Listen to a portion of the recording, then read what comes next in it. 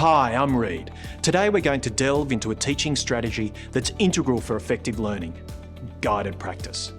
Specifically, we'll introduce you to a particularly helpful tool known as problem pairs.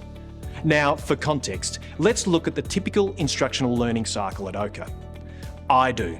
The teacher models or demonstrates a concept. We do. Together as a class, the teacher and students practice the concept. This is the guided practice section. You do. Students practice independently. Guided practice is that crucial middle bit. It's where the students get to try their hand at the task with support. During guided practice, both teachers and students are doing parts of the thinking, and teachers are making in-time judgments about how much scaffolding and support they're providing for students as they develop their understanding. The teacher is there to guide, but not to solve the problems for the students. Our classroom usually represents a continuum of practice, where the teacher is more or less involved and the students are more or less actively involved in solving a problem, using a skill, or applying a piece of knowledge. And we as teachers move up and down this continuum all the time based on the data that we're receiving from our class. So as we're looking at responses from mini whiteboards, or when we've asked the class and students to give us some response to questions, we're making judgments about how much scaffolding or support is required at any particular moment.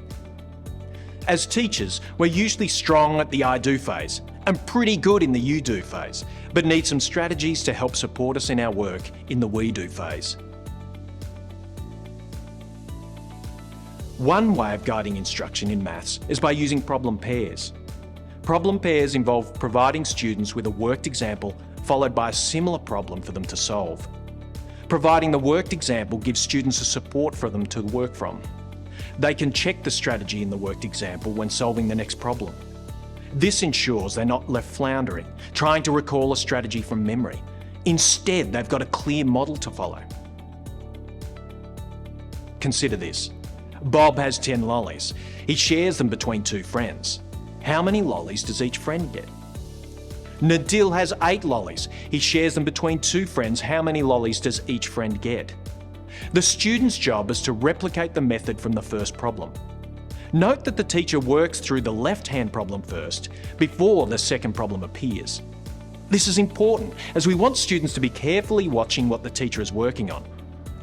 One really important aspect to note here is that the example the students are working on should be minimally different to the maths that they are attempting. It is not cheating for students to be checking the worked example as they're solving their problem. In fact, that's the point of the problem pair. As students gain more fluency in understanding, you can ratchet up the difficulty of the questions and the differences in the pairs. Here's an example of elevating the complexity slightly. Steph has 12 lollies and needs to share it between 3 friends. How many lollies does each friend get? We can then pair that up with this question where lollies are being shared between a different number of friends. The idea is for students to utilise the worked example as a support for their own work. We aim for minimal difference initially to ensure students can draw parallels easily and feel confident in their approach. Remember, the essence of guided practice, particularly with problem pairs, is to scaffold students' learning. It's about transitioning them from full support to independent problem solving. As educators, it's our responsibility to ensure they have all the tools and supports they need for success. Problem pairs is one such tool.